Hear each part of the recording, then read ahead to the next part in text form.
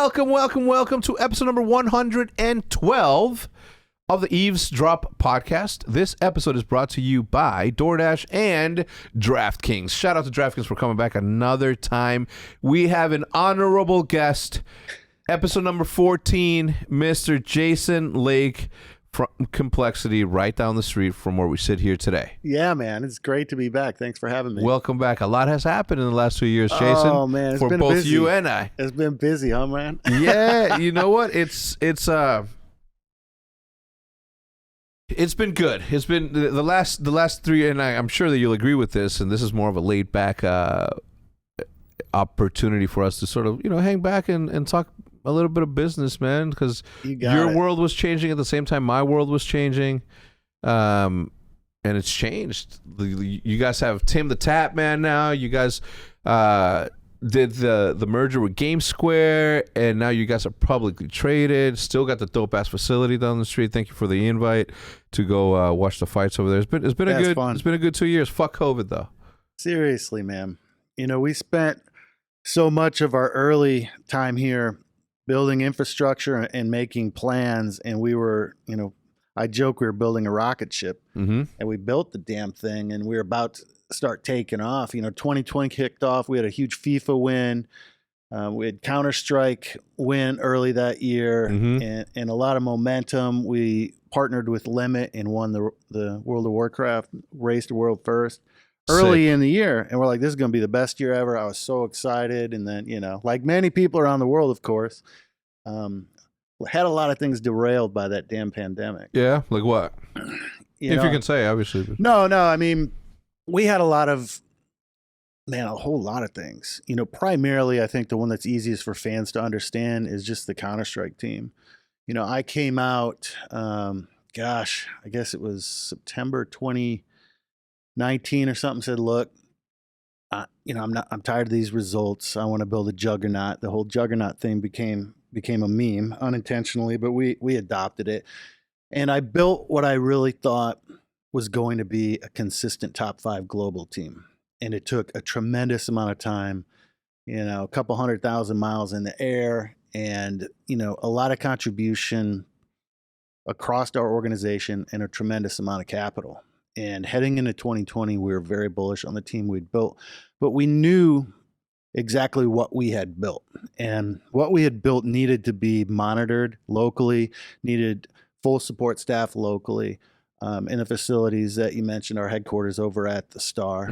But plans get changed, right? And, of course, and COVID hit, and our team is living at home in Europe, and we got Rush and Obo in a hotel, and Obo was young, decided he needed to come home, so he left the day before we had an important match and flew home, and it just cascaded into a series of events on the back of the pandemic. It's been one of my biggest disappointments probably in the last decade in esports. For myself and Complexity management to put so much effort into something and really feel like, hey, we've built what we wanted to build. Now you kind of get to enjoy the fruits of that labor.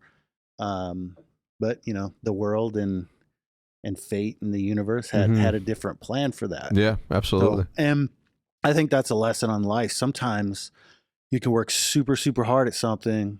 You can do a pretty damn good job at something, but something completely out of your control just comes from left field and socks you in the stomach. And when you're laying on the ground gasping for breath, you have to decide, am I just going to stay here, catch my breath and be comfortable, or am I going to pull myself up? Am I going to stand up straight, and am I going to get back in the race? And that's what we've always done, and that's what we'll do here. But yeah, that was incredibly disappointing. We had a lot of other programs that we were going to be doing in Frisco, everything from scientific studies and product development, and a lot of cool stuff that was pretty derailed by the COVID situation as well. But that's not as exciting for the average viewer. I won't go into all the business stuff. I think some people do appreciate it though. They never hear from anybody else. There's no one out there making a business podcast, and as much as we sort of call our jobs boring or the behind the scenes boring, I think that it is important that at some point or another somebody whether it's you, whether it's me, whether it's whoever, that we start to talk about the reality of the glorification of being an esports team owner, because 100%. Because when it comes down to it, as you know, some of there's so many things that we get blamed for. And at the same time, we do get credit for a lot of the successes, if not all of them. But there are some things that are just out of our control, right? You're literally reading my mind, man. This morning, I was thinking about coming on the show, and that was literally the one thing that popped into my head. Yeah, is one of the strangest things. I guess it's logical of being a team owner is you get far too much credit when things go right, and far too much credit when things, or blame when things go wrong. Mm-hmm. And, if you're a stand-up person like you are, you always say the buck stops here. I take full credit for everything that goes wrong. When in reality, quite often we have so little to do with it. And, man, I think the last few years for you and me, I've really enjoyed getting to know you better. It's been such an honor. And I think because we try to be strong for people and we carry a lot on our shoulders. Mm-hmm. We got a family we got to be strong for. We've got employees we got to be strong for. Players we got to be strong for. We got a brand that we're running that we got to be strong for. We got to be a public facing figure. Maybe you got a board of directors you got to be strong for. And then when you tack on kind of the challenges of the last year and a half, and you and I had both been hustling and going through different parts of our lives before that, it certainly isn't all glamour, right? It certainly isn't all just like, wow, I am so jealous of this guy's life. It's so perfect. And, he built this esports org or whatever. And I think it's a really astute observation by you. Like, maybe, I don't know, maybe we do a business podcast or maybe we do something sometime. Because if people want to have dreams and aspirations, those are really good things, but go in with eyes wide open. Like the last 4 years has aged me probably like 15 or 20. No gray up there though. Nah, little streaks here and there. Same here, buddy. But you know what I'm saying? It's like, I'm not complaining. I'm very blessed. I'm very grateful. And I wouldn't trade the path that I've gone for anything in the world. But I know you as well have been through some challenging times in the last 4 years. And the blessing of that, the fruit of that is wisdom and experience and hopefully patience and empathy and kindness and a paradigm shift for a new perspective to where you can see the world a bit differently and maybe be a better mentor, a better husband, a better leader, whatever that might be. But there's a price to be paid, man. Like, heavy is the head that wears the crown. And if you want to be the boss person, understand what you're getting into, because it's just not all Instagram highlights and fancy parties and cool cars and houses or whatever. It's like, no, you have to be willing to put yourself out there and understand the toll that it's going to take on you, because while you're so busy trying to be strong for so many people, shit gets heavy after a while. Yeah.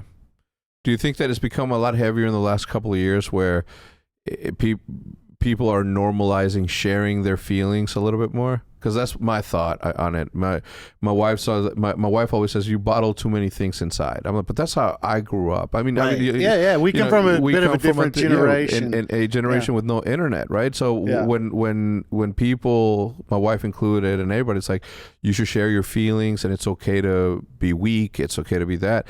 I'm always from the mentality. It's like that's not true. That's not true. I always like make this like snarky, like must be nice to be able to share your feelings, or must be nice to be able to do that. And I say that snarky because, it must be nice, right? In my position, I don't think that I can do that. And I think that the second that I started to say is like, hey, maybe I can say that I'm stressed, or maybe I can say that I don't necessarily, am doing well, like mentally, right? I'll never say that out loud. And even saying it here sounds weird, but like I think that the second that I sort of gave myself a break is the time when things started to go wrong for me, where if I would have just kept a full-on control, iron fist ruling mentality throughout everything the way that I always have, then I think that things would have been way different. And I've been doing a lot of retrospective thinking actually in the last couple couple of months specifically, ever since I got Optic back specifically, is and I talked about it in the podcast last week with Dalton Schultz, but like I if I've learned anything in the last 3 years of war that I've had, in the last 3 years of contentiousness that I had, in the last 3 years of just trying to find my life after Optic, is the fact that I did the right thing in selling at the time that I did. It was and although it didn't end up happening the way that we all hoped that it would, and we didn't end up being what we hoped that it would, like it was the right thing. It was the right thing for me to ask for help. You know what I mean? It was the right thing for me to want to not be the only one that is in charge of everything at all times, you know? So I often find myself talking like this to you and people in our position because, you know, for what it's worth, like the same way that I'll never get what Scump goes through in a competitive environment, they'll never get what we go through in our competitive environment 100%. Because it is competitive. No matter what you say, esports from top to bottom is a competition. What is this owner doing that's different from what I'm doing? How come they're seeing the success they're seeing in comparison to what we're doing?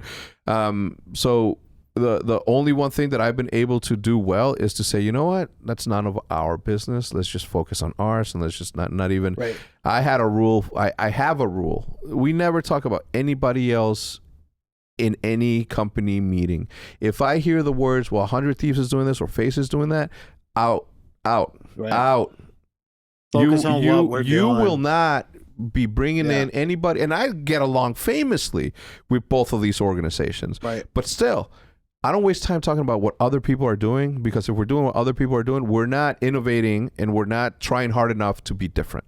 Right. So for me, like those are some of the rules, which is why I do think that there is a podcast that needs to happen where the glorification of these you know, this mentality that, you know, team owners, it's just not what people think. Being a pro is not the same thing as what people see either, right? Like they have their own issues, they have their own businesses that they have to run. Am I ready to retire? Am I ready to, you know, become a full-time streamer? Am I ready to just be a content creator? Like all these questions that are being asked by every single person that is in esports is an important thing that people don't see.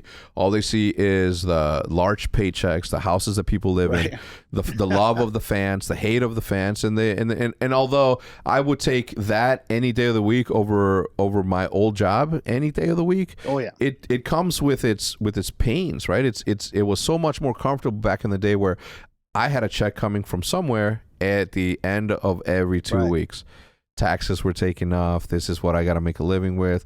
Yeah, all I have to do is show up to work, and that's it. In this industry, as you're building, you know how it goes. It's just not. It's not an easy thing. It does come with the stresses. It does come with the constant head beating against the wall, trying to figure out what's next. How do we predict it? How do we separate ourselves even further? You know what I mean? So it's not that, but it's the educational part that we have to be in charge of, right? As builders of this decade of esports, like we have a responsibility as the front runners and as the courtside holders as to what it really is, right? Because the more that we create the illusion that this is something as grand as it is, which it is, and not sort of telling them how it really is a disservice to not only the educators but also the learnees.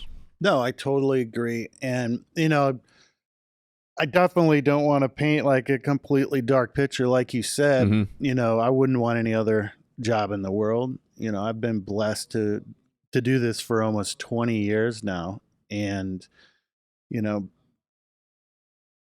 I can't imagine doing anything else. You know, there was a time I remember specifically in like 2009, you know, I'm praying to God and I'm like, please let me be an esports team owner as like a full-time career and provide for my family. It was literally the prayer. Yeah.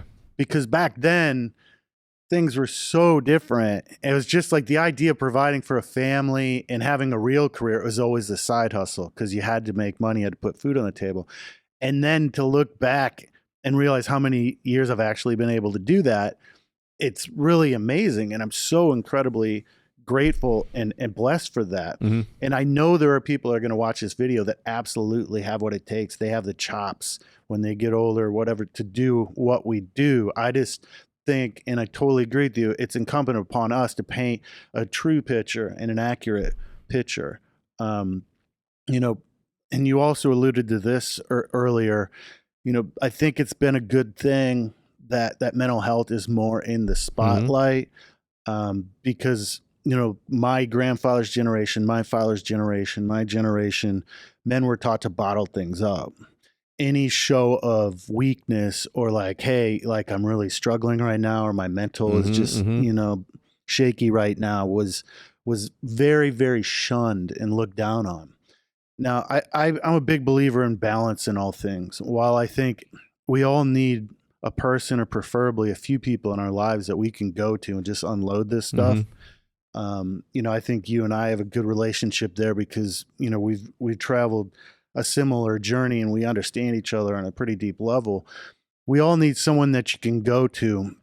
But on the other side of that equation, I worry sometimes that this generation uses social media as a therapist. I'm a big believer in therapy, whether it's through friends that can empathize or through professionals. I think verbalizing a lot of the struggles we have and verbalizing a lot of the anxiety and the stress we have is a good thing to the right audience. Yes. Dear friends or professional therapists. Yes. But I worry sometimes when I read social media and you know, a person's thread is just like all their angst and all their anxiety, and they're putting out there for the whole world. Like, I'm not telling anybody how to run a social media. Of course. It's their accounts for a reason. This is just an old man thinking out loud. I think you want to have a balance. You want to have therapy in your life. You want to have people that you can really rely on to just listen to you whine, moan, and bitch if that's the day you're having. But be careful like what you're putting out there, right? I think as some young people age, they'll look back and kind of regret some of the things I see on social media. I'm trying to pick the right words without offending anybody. Just be thoughtful on that, I think, and understand, you know, the cost of whatever journey you want to go down. And if you want to be the next HECZ and you want to build your own esports team, then God bless you, Godspeed, and good luck. No, don't do it. Hector, but I'm saying, what is the number understand the cost before you start the journey. Make sure you got enough in the tank to get to the end, or you'll be stranded on the side of the road. I am a firm believer in knowing what I'm good at and knowing what I'm not good at, right? Like I am king. Identify what you are and what you aren't as soon as you possibly can. And when I identified that I wasn't a professional Call of Duty player, I pivoted to doing this, and you know, the rest is history. But even then, even in those situations, like there was a lot of times where I should have taken a step back and not and been like, you know what, you gotta get a sponsor out there somewhere so you can hire somebody to run the company, right? What I've been able to do is just because I'm good at it doesn't mean that I want to do it. Just because I'm good at it doesn't mean that I should have been doing it. You know what I mean? That's just never been my journey. I'm an artist, man. You know what I mean? I'm a creative, you know, and 100%. and the second that we're able to find somebody that is able to sort of take those reins and have, you know, somebody to sort of like you do that while I go visionary this thing again. Like that's like the end goal, you know, and oftentimes I feel like in our position, we're sort of like trapped culturally and in a position that says, you know, you don't have the right to want those things. You are the CEO, therefore you have to be that forever. When in reality, it's like, I mean, think about all the organizations that are out there. There is a COO out there that's operating the thing while the visionaries 100%. continue to fucking, you know, exploit I totally agree. And that's like, young people don't necessarily know the life cycle of some of these startups that grow and scale. And there is a painful point, generally speaking, as a company grows, where like the CEO and maybe some core staff, they have so many jobs. The thing that you used to love so much almost becomes like, because you're not doing what you originally loved. You've got board meetings, you've got spreadsheets, you've got budget projections, you've got rental negotiations, you've got contract red lines, and you're like, I know this is part of being a CEO and running the business side. Yeah. And I'm willing to pay these prices, do these things that I really dislike to get to the next step. But there is a next step where you need to put qualified people around you, so your hands aren't tied up 100 hours a week in this stuff, or you do lose your edge. And I've noticed that about you over the last couple of years, and I really respect it, that you know your love and your passion is in art, and your love and your passion is in multiple things like we were talking about that's on this wall. Successful, intelligent people keep their focus on their love and their passion, and delegate to trustworthy people to handle things that maybe they're passionate about. Like our accountant, super passionate about accounting. Numbers. Thank God, because I hate it, right? Yeah. But she's passionate about it, and she's awesome at her job, and we're really lucky to have her, and I'm so happy she's there. And delegating different parts of the company to people that are passionate about things you're not, so you can continue to focus. And that's been a struggle for me over the years, where I got into esports for the competition. I want to field tier 1 teams and watch these players grow and help them grow and develop and go out and compete around the world. That's what I'm passionate about.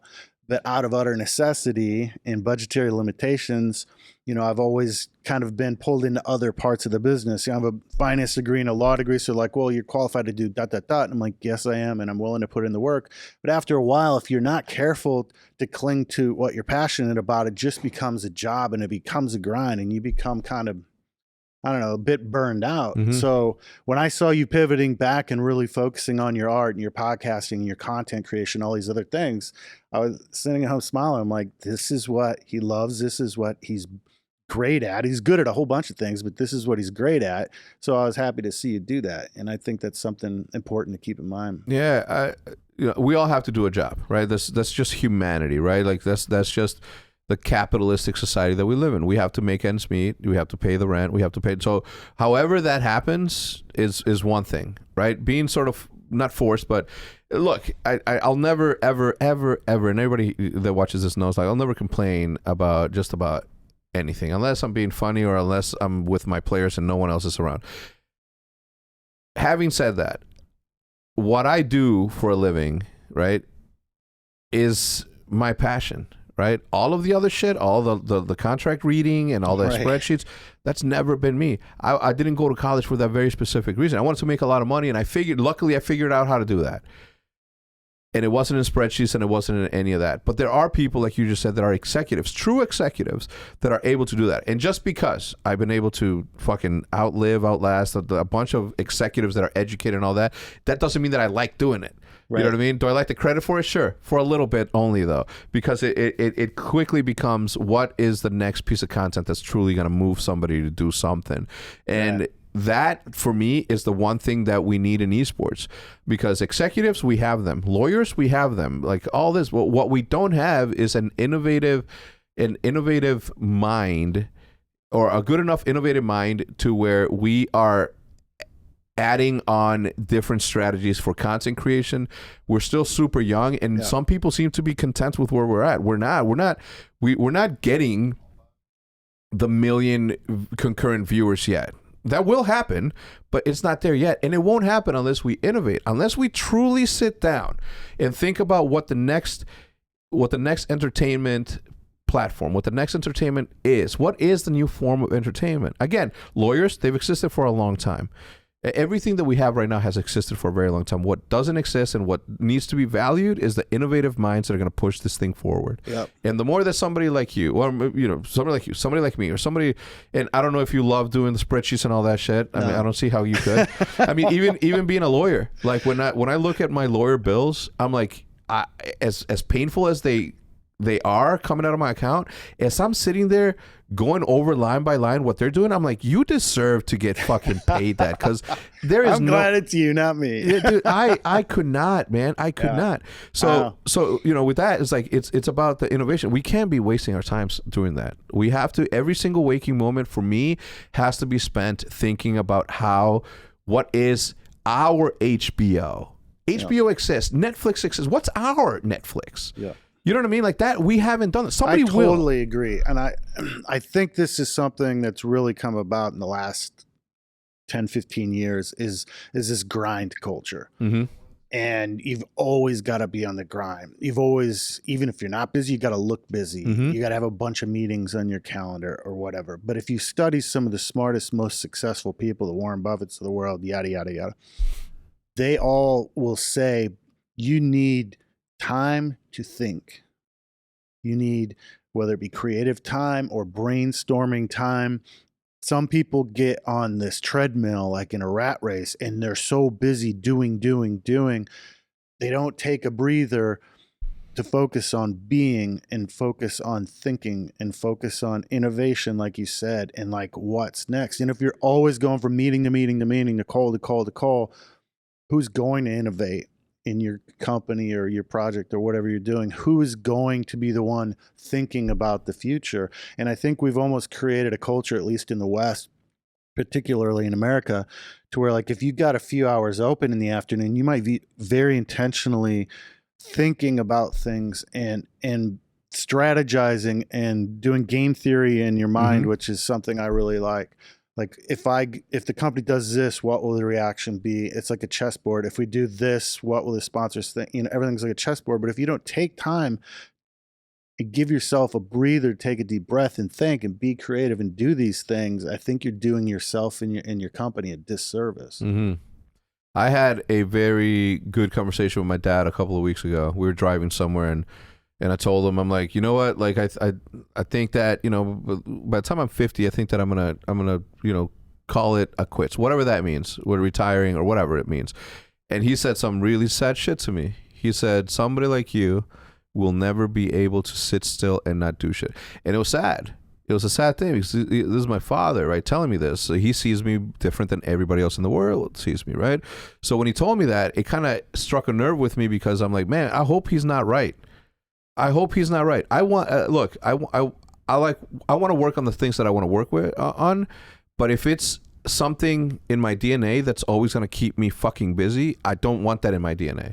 I want to have the chance to not do shit. I hear you, but I got to respectfully disagree a little bit. Mm-hmm. I think one of the things that has brought you such success is that DNA. Now, when he says you won't be able to sit still or whatever, what if you decide to retire? I don't see that as a bad thing, mm-hmm. because a lot of people I know that retired, they were miserable. Mm-hmm. They'd lost a purpose. They've lost a reason to get up in the morning. They've lost direction. Yeah. Now, maybe your post-retirement is like really building out a cool fishing show, mm-hmm. or just doing something that's near and dear to you. Like, yeah. I'm also That's not what I mean by retiring, though. Like, I don't want to. But you got to be doing something, right? Yeah, like, you can't just like sit on the boat 7 days a week. No. You know, 3 straight months. You got to be doing stuff, making moves, and doing things. But maybe your I don't even know if it'd be your third act. You've had so many acts, but maybe your post-retirement act is like doing a huge charitable endeavor. That's number one on my list. Okay. When I don't need the money anymore and I quote unquote retire, I will not stop because I'm the same way. Mm-hmm. I can't. Like, I can maybe go 5 or 6 days on vacation and like sit on a beach, but even then I get real jumpy and antsy. Like, I need to be doing things. I need to be moving forward. And rather than, you know, building companies for profit, or rather than doing investments that I do in my real estate company for profit, I want my post-retirement act to be in charity, and I've got plans marked out, mm-hmm. and buildings I want to build, and like some really cool stuff that I want to do, because I know if I'm doing something that's going to leave a lasting mark and benefiting many other people, mm-hmm. then all that effort and all that DNA energy in the post-retirement act is going to be meaningful. And like a guy like you that's proven so successful for all these different projects, and congrats huge on the Pine Park project. Like, I don't see you sitting still after quote unquote retirement. You could sell 3 or 4 more companies before then, or whatever, mm-hmm. but I see you keep moving, man. And you have so much creativity and so much knowledge to give the world. I think you can bless other people and benefit other people and still itch that DNA. Yeah. Back there. To me, retiring means like, I'll never not be on the internet. I'm always going to be in front of cameras. That's what I want to do. I want to paint. That's what I want to. I don't want mm-hmm. to be responsible for other people's success anymore. Right. I don't want to talk to a lawyer. I don't want to. I don't think that. Like I think that at some point or other, like I'll never build another business ever again. Right. You know, I'll advise, sure, but I don't want it to be something that I have to be responsible for. I don't want. I'll ideate and I'll come up with ideas, but I can't be the one to build them anymore. Is what I'm saying. 100%. And like as far as like creating stuff, like that's what I want to do. I want to do that. That I'll do. That's what I want to retire into working on the shit that I want to do. But as far as like, you know. Sure. Yeah, you know what I mean? That's what I mean. So you're just not the guy that's going to sit on the couch and watch Netflix for the next 20 years. No, you got to be out and doing and creating and building things. Maybe it's not a company. Mm-hmm. But there's a lot of cool things you can build in this world that's not a company. Yeah. And I see you build into the day drop, man. You're a builder. You're a creator. You're a dreamer. You dream up these ideas, and then you build them. That's what we do, is we're both builders. Yeah. And I just don't see you hanging out on the couch. But. Well, there's a bunch of reasons as to why I'm involved in so many businesses now. Now, whether that takes up 1 hour a week, 1 hour a month, like I'm involved. Yeah. But I don't think that my older self is going to be about that. Like I'm working my ass off now so that my older self can literally just sit in front of a camera and give his opinion on something. You know what I mean? Like that to me is retirement. Like me showing up to do content will never ever feel like work. I don't give a shit. Like I'll never complain. Maybe the times like an hour earlier. And I think that the only time that I complain about when we start content is because I have meetings. Like I don't want those meetings anymore. You know what I mean? Like that's what I mean. I get my perfect life is I find I find the right successor to be the CEO of Optic. I find the right person to be the one that's going to lead this thing there. I'll always be involved. This is my baby. I didn't fight the way that I fought, and I didn't do the things that I do to reunite with my thing, with my legacy, to just not be involved. I will always be involved, and I'm always going to be competitive. I'm always going to try to be better than everybody else. The same way that you're competitive, the same way that everybody that's in this industry is competitive. I'll always do that. But at some point or another, people have to be cool with understanding that there's Steve Jobs, okay? CEO of Apple, rest in peace. Do you think that he's the one that was doing all the spreadsheets? Right. Well, see, like, I don't know what, you know what I mean? Like he made all the decisions, all the visionary decisions as to where we're going, and then everybody else skinned that pig, right? He was the hunter. He went out, shot the buck, brought the buck back, and somebody else skinned it and utilized all the parts that need to go where they need to go. But he's the one that mentally went there and said, "This is what we're doing. Somebody else does it." Yeah.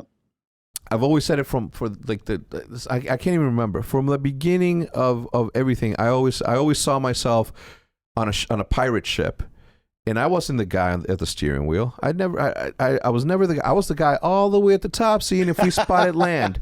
We should go land over there. You know what I mean? Like that's me. I'm the guy up there. Right. Yeah. You know, the guy avoiding lightning, lonesome, coming down for food and having fun. But I'm not the one steering. I'm not the one rowing. It's just not me. And I've had to do that because nobody else was doing it. And I fell in love with this brand so much that I never trusted anybody to do that. But I hope to one day find the person that will do that. I have to. I can't. I don't want. And everybody should be cool and understand with that, because my perfect life looks like that. And you know, at that point, they're just projecting.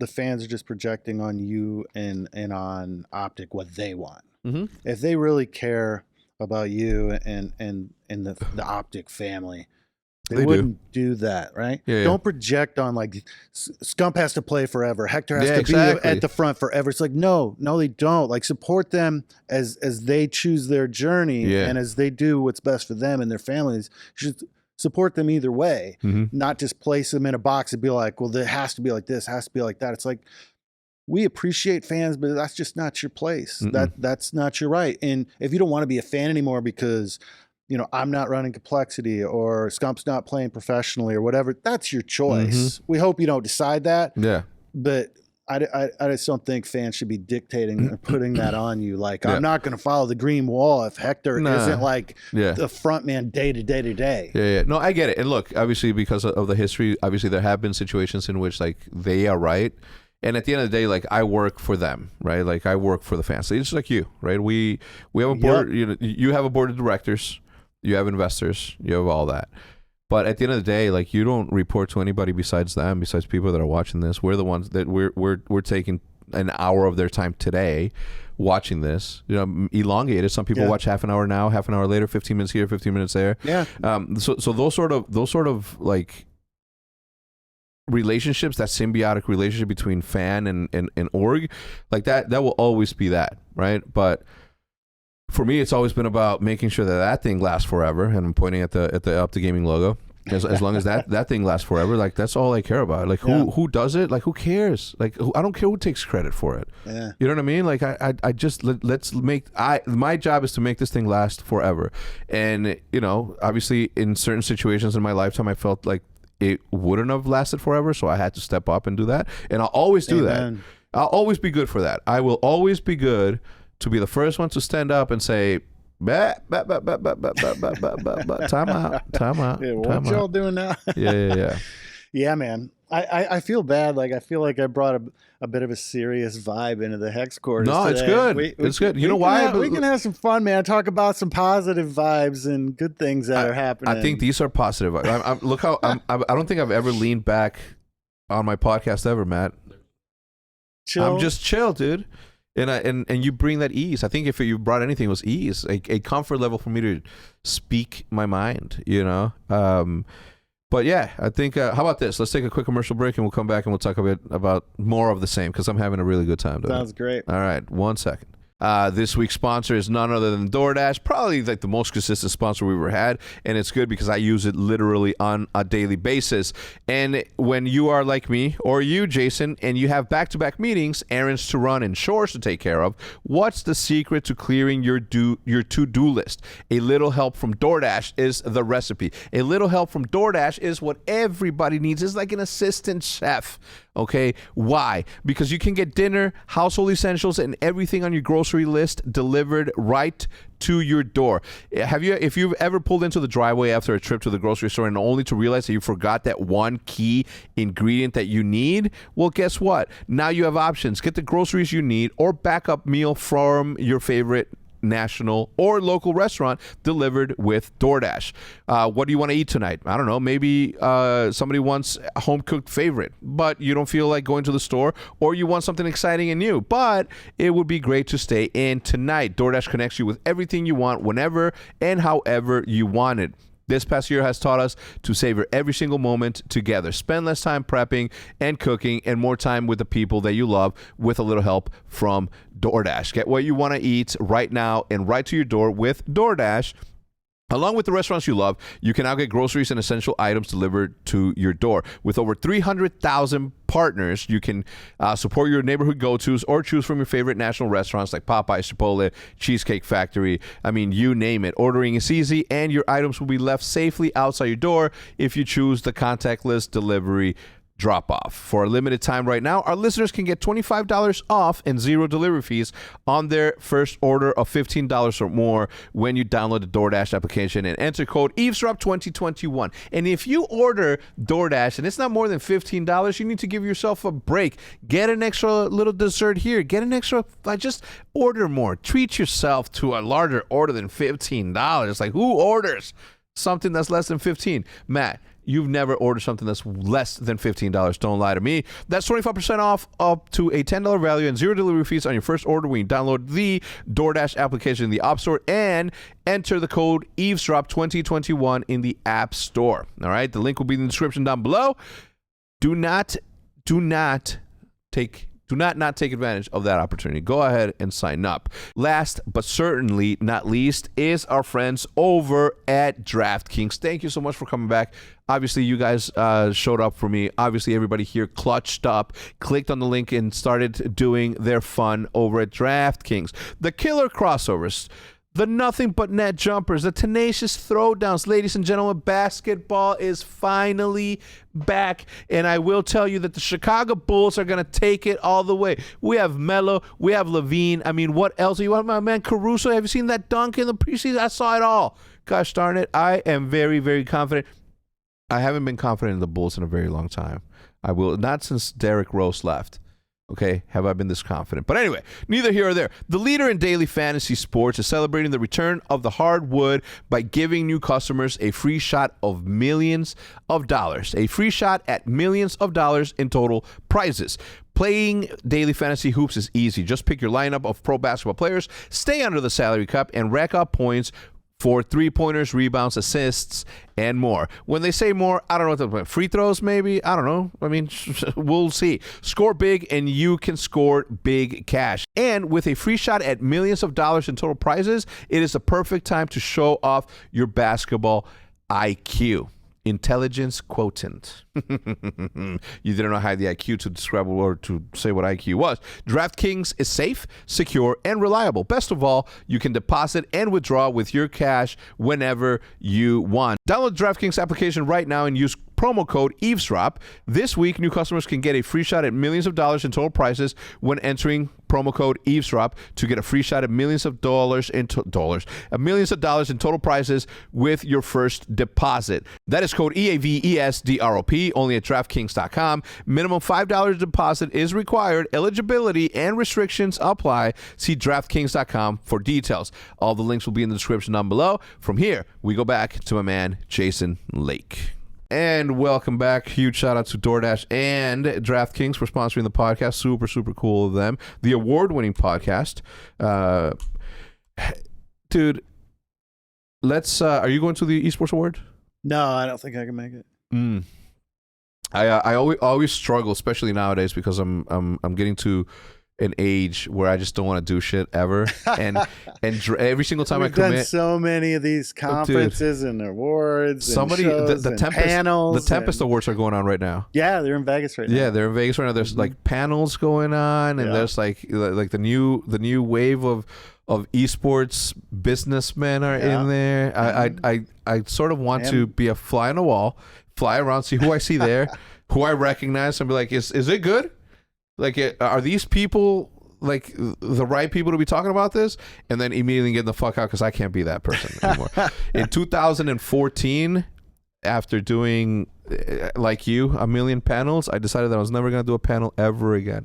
Yeah, man. And I don't care how many times they ask. I don't care how much money they ask. I am not that guy no more.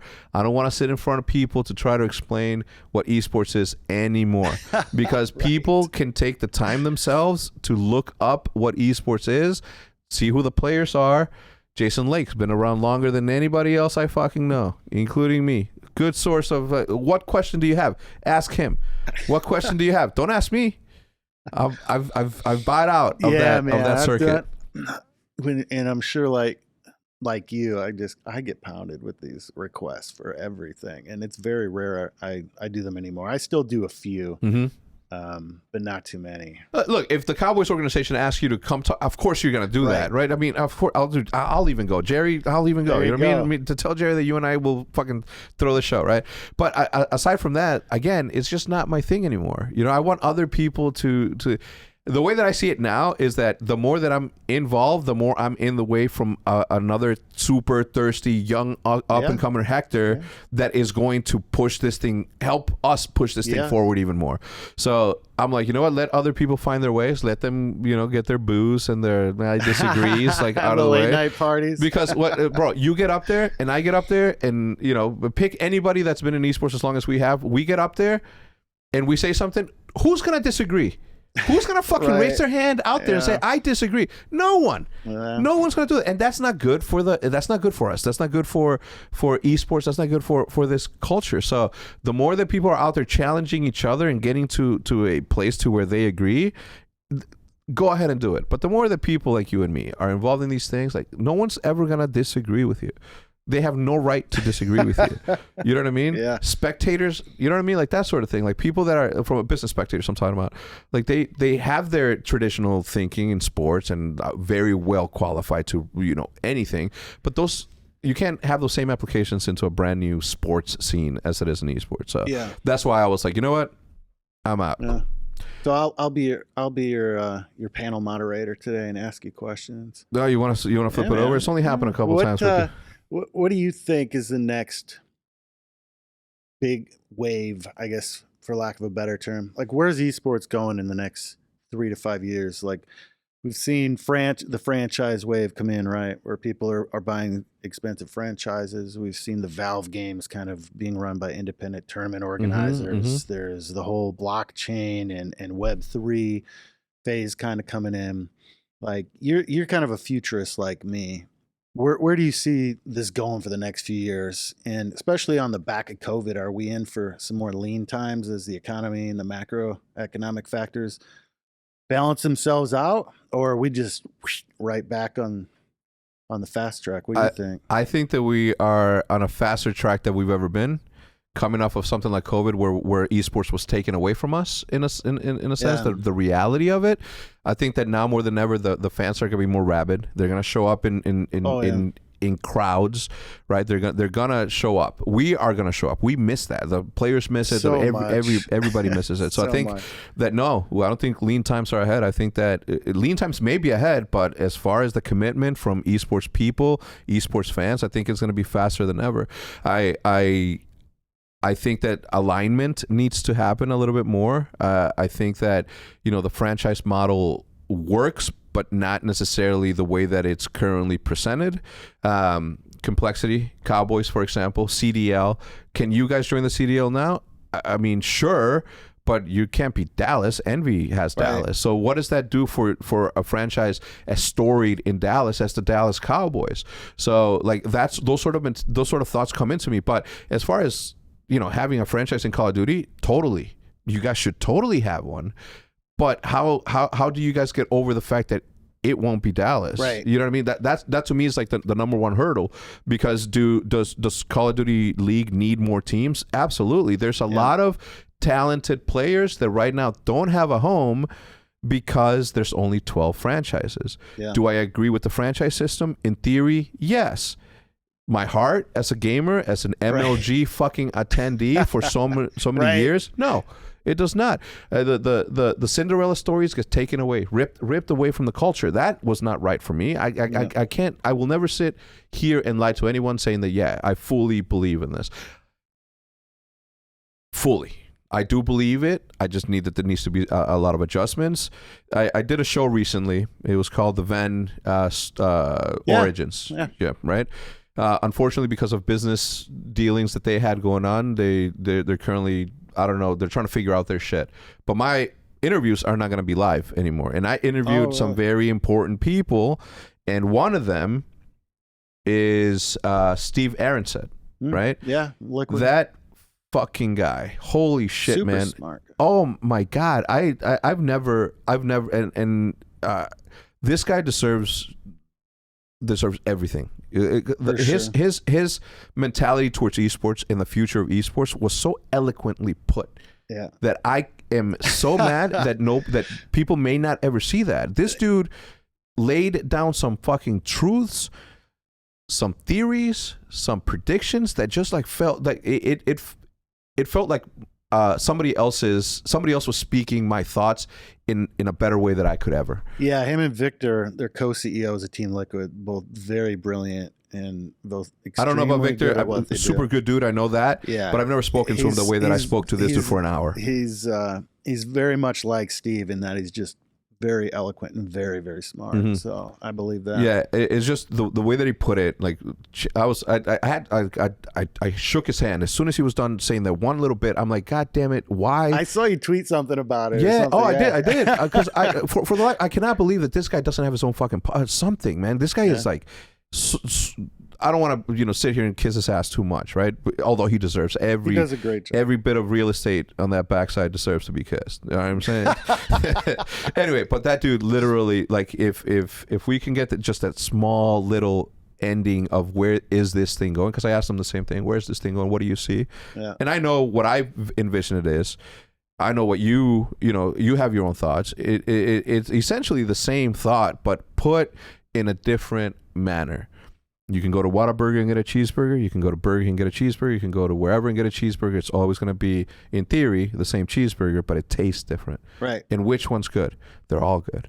And I think that I told him after the podcast was done, I'm like, you need to get the fuck in front of a camera. And although that may not be your jive, the same way that punching numbers is mine, I think that he definitely needs to be on there. So. Yeah. No, I agree with you, and we definitely like CDL. You know me, I like all esports, honestly, I do. But FPS was kind of what got me into it, so it's always kind of my first love. The shooters, and we obviously have a deep history in Call of Duty and love Call of Duty, and we'd like to be in. The numbers need to make sense, like you said. The location's a tough one for us, but it's definitely something we're keeping an eye on. Yeah. I'd love to make it happen someday, but the one thing I've learned over the years is it's often wise to wait and be patient because the whole FOMO thing, sometimes it works great to be first and early, but not always. And, if you're patient, you wait for the right opportunity and the stars align, good things can happen. And the longer I've been in the business, the more I've really believed in that, because of course it's good to have a sense of urgency. It's good to like get after stuff, get it done yesterday. Let's keep pushing. That definitely will get you far. But when it comes to like a major move, like something like this, I think patience is critical, and we're definitely keeping our eye on it. Yeah. I agree. The FOMO is like, whatever. I'm not going to say this. I'll tell you offline. I can't say that bit in good conscience, just because it'll have reverberations that will affect other things. I would love to say it, but but I'm part of a league, right? I don't want to mess with anybody else's business. That's just not my business. You know what I mean? For sure. But I do think that there needs to be a massive adjustment. And luckily for us, the one thing that I will tell you about the franchise, the franchise league that we currently operate in, is that they have the right people back there, turning the knobs and dials. Unfortunately for them, and I don't care if I get fined or not. Unfortunately for them, they have to report to someone. So although interests and vision are aligned, there's still people above them that oftentimes have a say in something they know nothing about. Right. And that to me will always be the disservice that we have to live with on a daily basis. And people often think like, what's getting in the way of esports becoming the thing is that very thing. Legal fucking bullshit that people just don't understand. If from the beginning of time, like fans get mad that league play isn't launched at the same thing. Why isn't league play launched? Well, why do you think? Because they have 100 people whose sole purpose is to make sure that they make money. And if one of those strategies means we have this fucking bleep in the graph in the timeline that says very popular. Call of Duty was very popular at the time of launch, and then little by little, it sort of rectifies into what it truly is, right? So how do we create another beep? Is why don't we release fucking league play after and have that other spike, right? The reason that we had Call of Duty champs in the middle of the fucking game season was because they needed that uptick in the summer. Well, the kids are about to go on summer school. How do we get them playing Call of Duty so that we can continue to make an average of $5.4 million a day on skins and operations? Reach. Huh?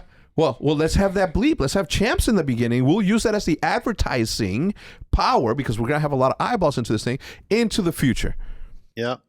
What gets in the way of progress? That very thing. Yeah, man. It's like you got these suits who look at marketing or look at esports as just a marketing vehicle, which is fine. We're a damn good marketing vehicle. And then they hire a lot of really smart, passionate people that want to do right by the fans, that want to do right by the players, that want to do right by the teams and the team owners. And there's this clash. And it's like, you see that at Activision, you see that at other places. And I think until the people that are passionate about the esport are the ones at the top making the ultimate decisions, a lot of this will just keep spinning our wheels in the mud. Yeah. I try not to be too cynical, but I think there's like dinosaurs that are still holding us back, man. It's like y'all need to retire, get the fuck out of the way, because there's a lot of hungry, passionate, really dedicated people that want to take this shit to the next level, and your ass sitting in that big fancy office is holding us all back. Yeah. Still spending money on advertising on newspapers and fucking radio. Yeah, you're just missing the whole thing. It's like you have like 3 understudies beneath you that are telling you, put your money on digital, put your money on digital. And still, to this day, they don't. dinosaurs need to be fucking Dude, no one's telling you be extinct. Go drink margaritas. Yeah, let the fucking enjoy your boat, man. Yeah. Let other people get after it. What you still doing there? It's like trying to explain Bitcoin to an 80-year-old senator or something. Yeah. It's like, Or thank you for your service. We're very grateful. Now get the fuck out of the seat so we can push this thing forward and we can move this thing forward. Excuse my French, but it's frustrating. I know and I'm old and I'm frustrated, so I can't even imagine. You're not that old, but how listen, the younger folks. If you think about, come on. If you think about the billions of dollars that are spent on advertising on sports now, right? And the only reason that the majority of that is spent on traditional sports is because Daddy Longlegs at Agency X always buys some Pappy Van Winkle for this ad exec, and the business continues to thrive. How's Mildred? Oh, Mildred's great. How's Esther? Esther's great. Blah blah blah. How's Mildred and Esther? Is your boy in college yet? Yes, he is. Oh, so good. Here's my money. Mm-hmm. Fuck that. No. Let's move this shit forward and spend some of that in where the audience is, right? Where the audience is, not on fucking newspapers. Like, what the fuck? The fact that here I am, and I've been preaching the same thing over the last 3 fucking years. The fact that I'm still talking about today just tells me that, hey, it's coming. It's inevitable. It's coming. It's inevitable. It's hold on for dear life right now. That's the name of the game. Just hold on. Operate your business as best as you can. Operate. Try to stay afloat. Try to survive. Try to make the right decisions. Because it's coming. The money train hasn't even left the fucking station, luckily. Right? There's still, and anybody watching this, what you're experiencing today, and if you think that it's too late to get into esports, or it's too late to start your podcast, or it's too late to whatever, it's not. The train hasn't even left the station. It hasn't even left the station. Don't quit your fucking job. Okay, Jason, you were a lawyer for a long time. You operated an esports team.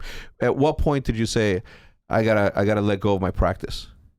Well, I'd sold Complexity to News Corp, DirecTV, and they made it Complexity LA back in 2006. Complexity Los Angeles. We were They can't get the fuck. They can't get out of that mentality. So I was running my law firm in Atlanta all week, going to LA most every weekend. I had 2 young kids. I'm like, the family was what was suffering because all I did was work. I'm like, this isn't going to happen. I got to pick one or the other, and went with esports, and here we are today. Well, the point that I was trying to make is that you operated your regular job while operating that, and it wasn't until you were able to support yourself and your lifestyle that you finally quit your job. So for all of you who are UPS drivers, fucking sandwich makers, like whatever, lawyers, whatever you are, don't think that just quitting that job and solely focusing on this thing is going to be the you have to make sure that in tandem with each other, you're sort of growing your online personality to a point to where it's self-sustainable, where you can let go of that safety net. Letting go of the safety net is not the message that I was trying to relay there. All I'm saying is that it's still very, very, very early in this.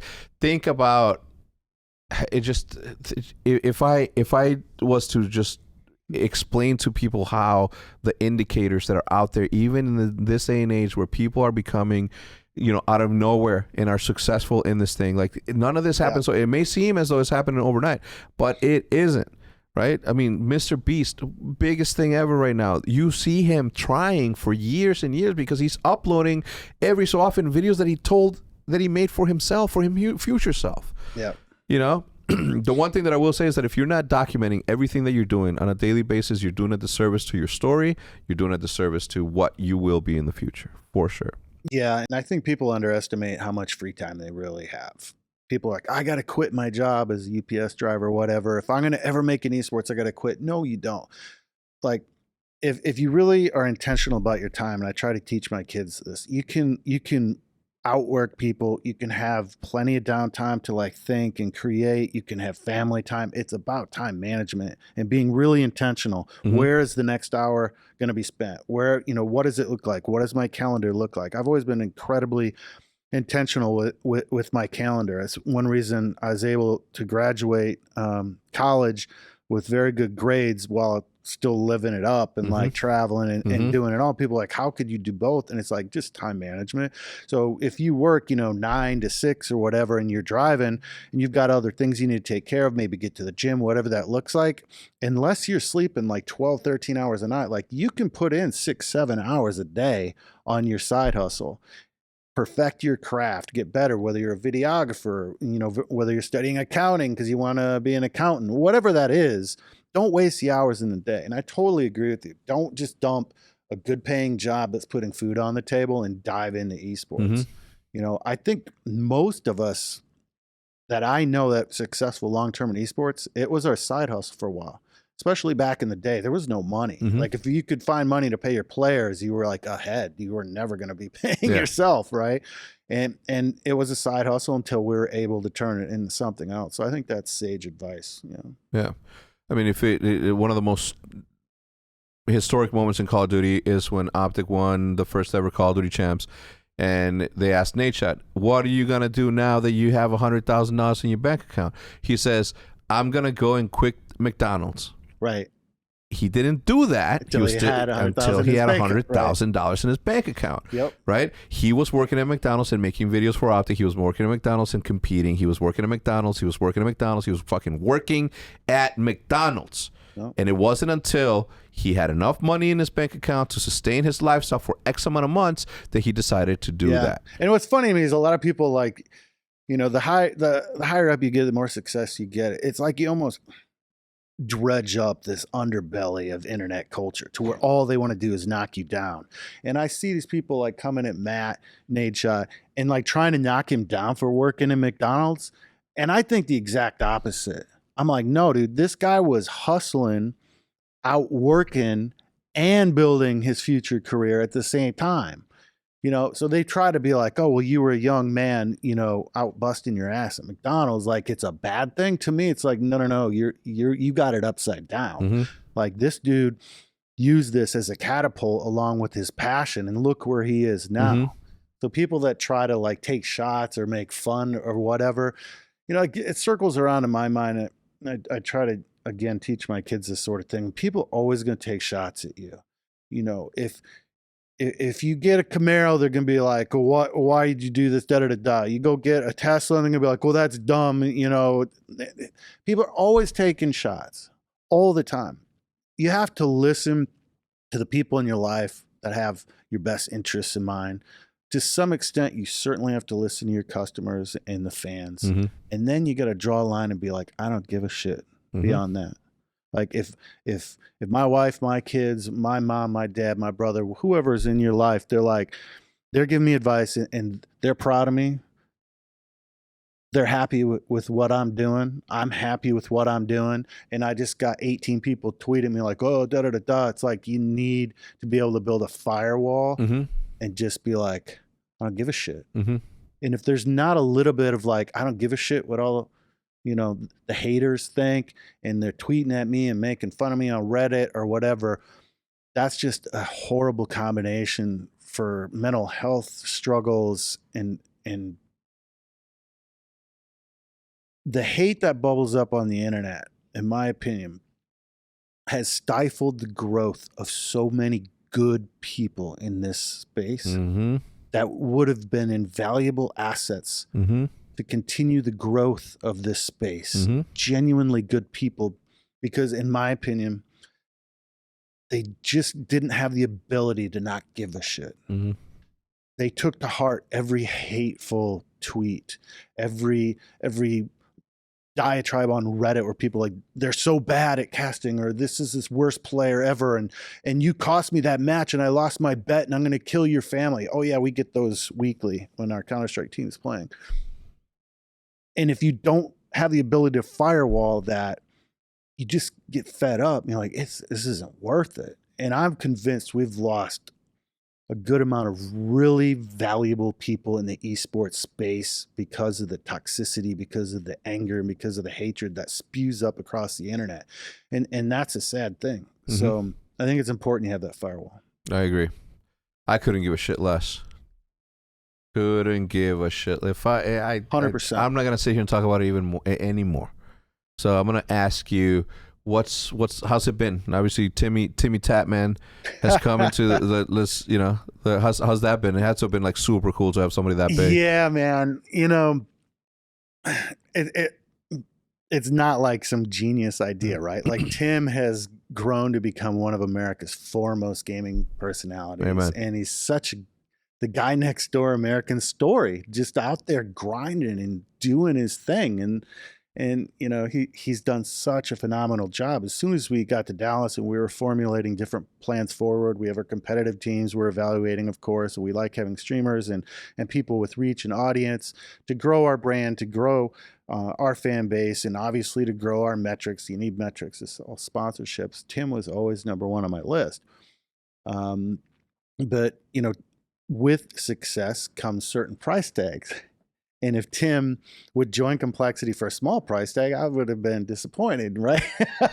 So it's been at the top of my list for almost 4 years. So with the GameSquare acquisition that we went through this summer, we're part of the GameSquare corporate family. And like you said, we're publicly traded right now in Canada with the goal of getting on an American exchange, hopefully in the near future. We'll see how it goes.